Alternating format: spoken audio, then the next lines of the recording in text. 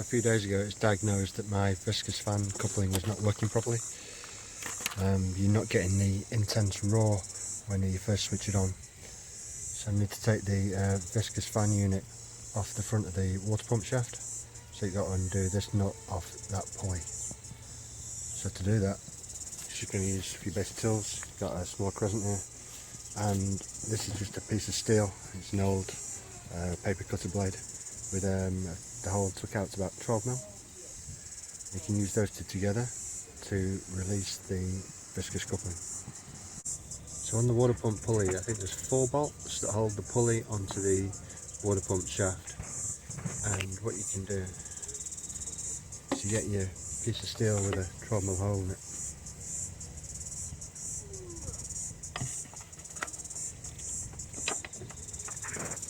And it just fits on one of the bolt heads. You can use a spanner to just undo it off. So after using the steel bar just to stop the pulley rotating, working together with the crescent, you can now just spin the unit off. And as soon as you've turned it more than whatever, virtually nothing, quarter of a turn and it's loose. So you can then just spin this off.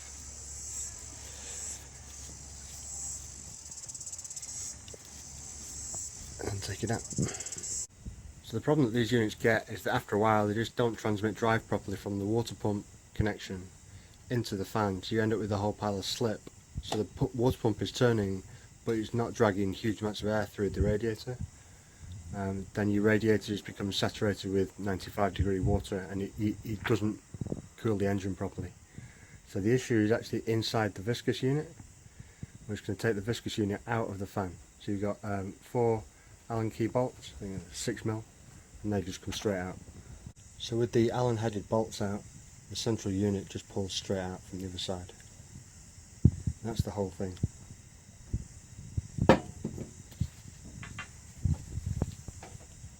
Right, so this is basically a sealed unit.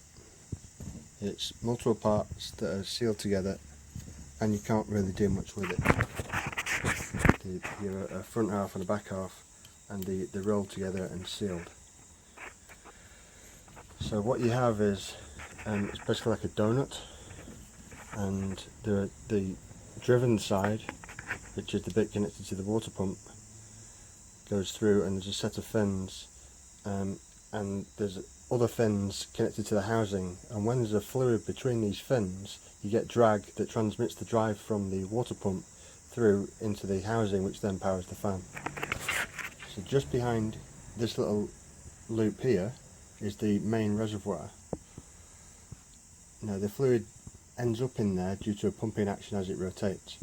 Now this little bimetallic strip, all it does is turn about 15 degrees, that shaft in the centre. When it does, it reveals a little flap that lets the fluid out of the reservoir and into the larger donut all the way around the outside, which then couples both sides of the coupling together. So what happens, either over time the fluid gets lazy or too thick or whatever, or leaks out or whatever, and you end up with not enough fluid in the reservoir, so that when the bimetallic strip moves and turns, there's not enough fluid to couple both sides together. Now I went on the web and I found the schematic for these, how they're built, and I worked out that even though this is a sealed unit where both halves have been welded together or glued, whatever it is, sealed together, there's another way to get fluid into it. Now if you look on yours, in the centre here it'll just have a little dimple. You've got the remains of just around the outside, you can see this little dimple. Now what I've done is I've put a 4.5mm drill bit straight down the centre.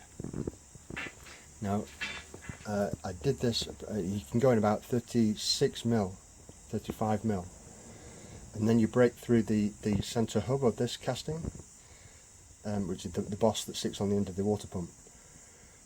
Now you want to be careful you don't get all the crap and debris in there, so the first whatever 30mm doesn't matter, but the last 5mm or whatever, last 3 or 4 5mm, do it this way up so any of the debris falls out.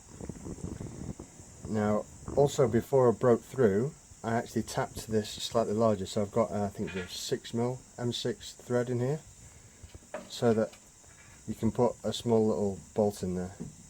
Now the distance between this face and the end of the water pump is only about 2.5 mil, 3 mil. So you need a pretty low profile bolt head, and I just filed the top off because just to make that height slightly less, but it works fine.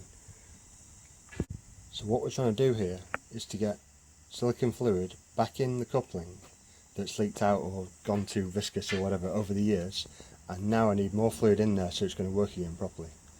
So what I've got is I found a couple of these little squidger things, kitchen bottle, so he's pulled the centre out one of those, and some silicone grease from the local auto parts stuff.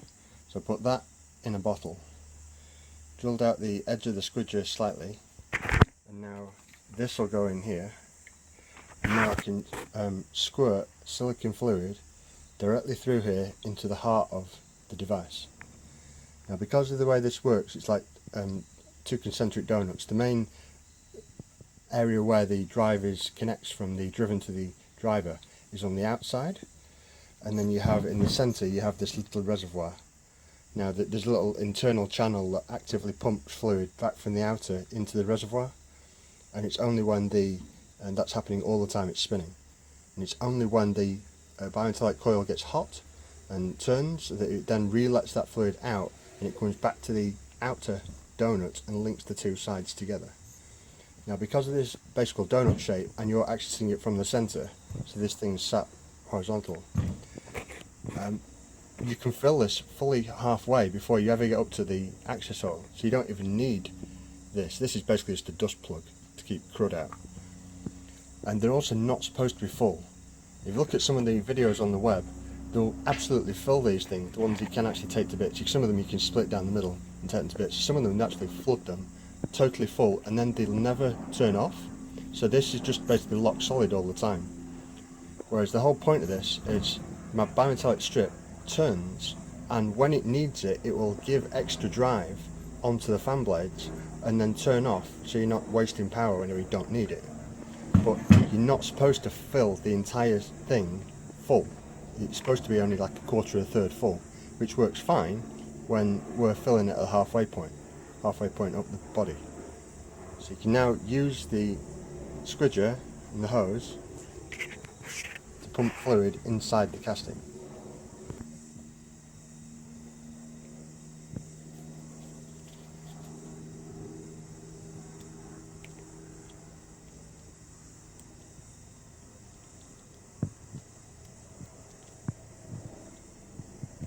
So moving fluid down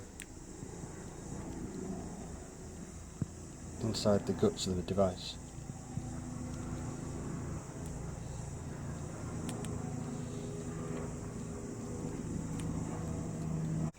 So inside the unit there's quite a lot of fine passages, and it takes a while for the reservoir to actually get full or get the fluid into the reservoir. So you can get air stuck inside for quite a while. So by turning the input against the output and by tipping, you can encourage the air to come to the surface and out the vent that you've created basically. So you can see there's another bubble coming up now.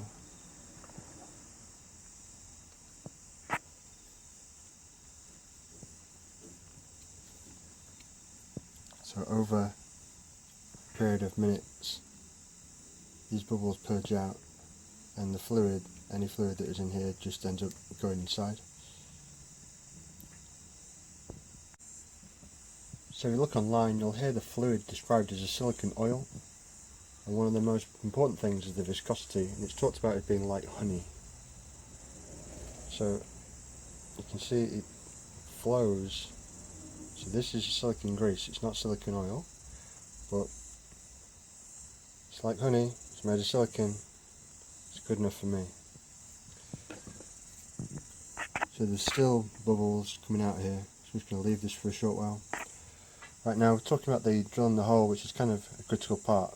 So this main boss is a big piece of metal that goes straight through. There's a bearing, there's actually two bearings below here, and keep this shaft centered on here. Just below this area there's a lip seal, Now when you drill in, I think it's about 35-36 mil, and as soon as you get through the back side of this piece of metal, you have to stop, because immediately behind that, like 3 mil behind that, is the valve mechanism, the plate in the back of the reservoir and the valve mechanism that allows the fluid to come in or not. So you do not want to be drilling through that valve mechanism. So as soon as you go through slowly, keep measuring it, right? Measure how far you've gone in. And when you get this critical 35-36 mil, as soon as you're through, you have to stop. Do not drill further. Now once you're happy with the amount of fluid you've put inside it, you can just go and put your dust plug back in, screw it down and reassemble it.